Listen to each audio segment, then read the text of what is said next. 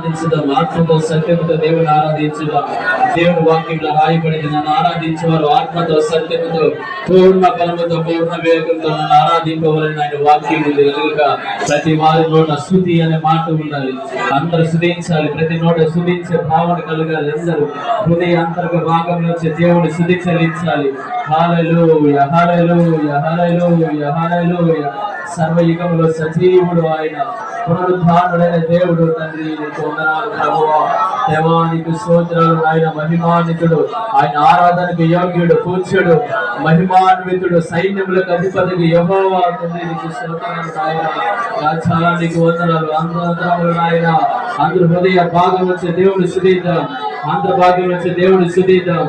మహిమాన్వితుడానికి వందనాలు. గొప్ప దేవానికి స్తోత్రాలు.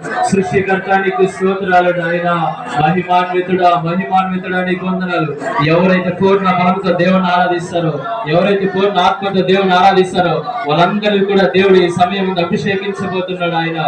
హల్లెలూయా. స్తోత్రము నాయన. తండ్రి నీకు వందనాలు నాయన. ఆరాధించు వారి మధ్యలో ఆత్మస్వరూపిగా మన మధ్యలో ఉండి ఒక్కొక్కరిని నూతన పరచబోతున్నాడు ఆయన. నూతన కృపతో నింపబోతున్నాడు. బలమైన శక్తితో నింపబడుతున్నాడు. సర్వశక్తి కలిగిన సర్వోన్నతుని శక్తి చేత ఒక్కొక్కరిని అభిషేకించబోతున్నాడు ఆయన.